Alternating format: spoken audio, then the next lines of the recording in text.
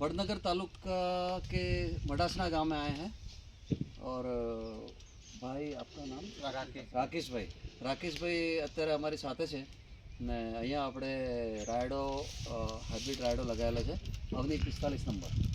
તો જરા જાણીએ કે આપણે ભાઈ શું મંતવ્ય છે ને એમને કેવો રાયડો સારો લાગે. રાકેશભાઈ, આ આપણે અવની 45 નંબર રાયડો છે, કેટલા વીઘામાં વાવેતર કરેલ છે?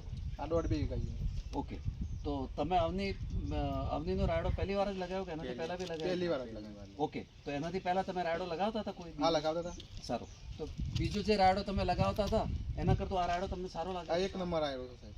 ઓકે, હવે તમને કેવી રીતે એક નંબર લાગો? સિંગોની સંખ્યાના પ્રમાણે કે કેવી રીતે તમને એક નંબર લાગો કે ભાઈ આ રાયડો સારો છે ને આપણે આ જ લગાવવો જોઈએ? આ રાયડાનું સાહેબ એક પહેલા તો મેન છે કોની જે સિંગો છે ને એ બહુ છે બરોબર. પત્તા બીજું કોની જે ડાળીઓ નાખી છે ને બહુ જ્યાદા છે ક્યાં. બરાબર, ડાળીઓની સંખ્યા જ્યાદા છે. ડાળીઓ પણ નીચેથી આવી છે. હા, નીચેથી જોઈ શકીએ આપણે કે ડાળીઓ એકદમ નીચેથી નીકળી છે ને સિંગો ડાળીઓ ઉપર સિંગોની સંખ્યા પણ એકદમ ભરપૂર છે. ભરપૂર છે, બરાબર. આ આપણે ક્યારનો વાવેતર કરેલો છે તમારે અંદાજન? લગભગ કઈ ટાઈમનું છે વાવેતર? પહેલા જ આવ્યો હતો ઓક્ટોબર મહિનામાં. હા, ઓકે, સારું. ઓક્ટોબર મહિનાનું વાવેતર છે ને રાયડો તમારો ખૂબ સારો લાગે છે.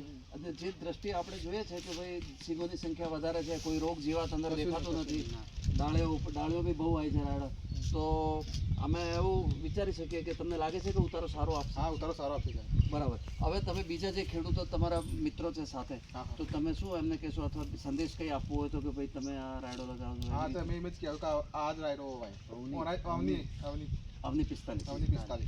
બરાબર. ખૂબ ખૂબ આભાર.